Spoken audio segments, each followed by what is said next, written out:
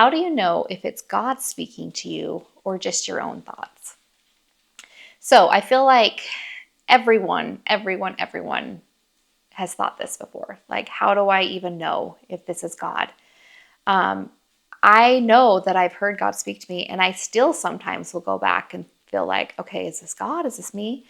But one story that I want to share with you helps me decipher and understand how to know that it's God. And this story takes place when I was in college. So I went to Utah State, and it was 1998. So it was my sophomore year of college. Um, and I drove a 1990, I don't know if it's 1990 Ford Escort hatchback. And so Utah State is in Logan, Utah, and I grew up in Idaho Falls, Idaho, and it's about a 2 hour and 10-minute drive. So I lived about 2 hours from home. And one day my car stopped working. Luckily, I was at my apartment, so I was in the apartment complex, just in the parking lot there. But it kind of like, car troubles just like drive me crazy. I feel so helpless. So my car stopped working. So the very first thing that I did, which probably many girls in college do, I called my dad. And I told him what was going on. And so he asked me some questions about the car to kind of diagnose what was going on. So I wouldn't say he's a total mechanic, but he's a mechanic enough that he would know what to do and how to fix it. So he asked me a few things. I told him what it sounded like. I told him what was going on when I tried to start it and what had led up to that point. And my dad diagnosed the car and said that it was my alternator. And I went and did a couple of tests and things, and sure enough, told him what had happened. And sure enough, he said, yeah, it's your alternator. You're going to have to get a new alternator. And my heart sank. I don't have a ton of money. He knows that. And so when he said, you're going to have to get a new alternator, before I could even say, okay, how much is that? Or what do I do? He goes, you can do it. You can change your alternator. I laugh now because at the time, even now, to think I have a daughter that's college age, and the thought of me saying okay, Maddie, you're going to have to change your own alternator is hilarious.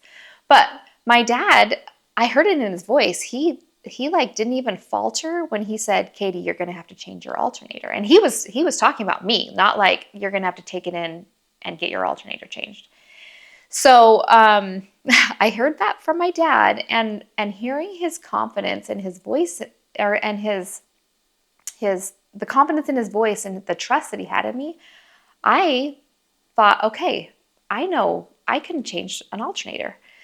So with my dad, step by step, this is before YouTube, this is before even cell phones, and I lived on the top floor of my apartment complex. My dad would tell me what I needed to do, and then I would walk down and do it to the car. And then I would walk back up, give him a call on the phone, tell him what was going on. He would give me more instructions, and I would walk back down and do it. And so this took some time. I also had to go and get an alternator. I didn't just go buy a brand new one. I went to it's like a big junkyard kind of a thing, and you go and they pull the alternator from another car that is compatible with your car, and you buy a used alternator. So I had to go there and pick up the alternator.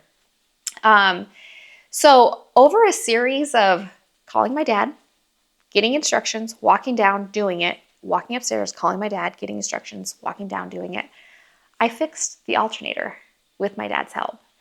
And it's still miraculous to me to this day that it actually worked and that I did it. But I know who my dad is, and I am confident in his skills. And with the confidence that he showed in me, I knew I could do it, and I did. And so when it comes to talking to Heavenly Father and praying, and then wondering, okay, was that my thought? Was that God's thought? Is he really talking to me? thinking of this experience with my dad and the alternator, it has led me to understand that God will direct you in a positive way. So if you are talking to Heavenly Father and praying and getting a thought to do this, try this, just take steps forward with it. Just move forward and see what happens. My dad was leading me forward in a positive way, and it was leading to the outcome that was best for me.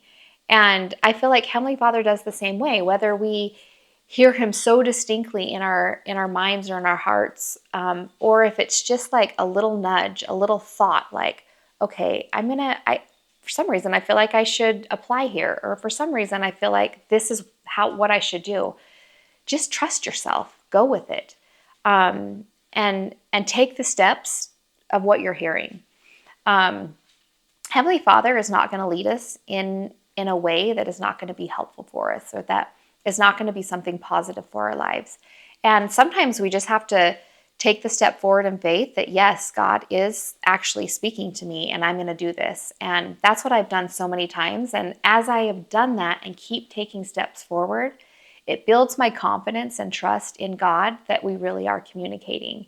But when I am constantly doubting myself and doubting, then I find myself going backwards.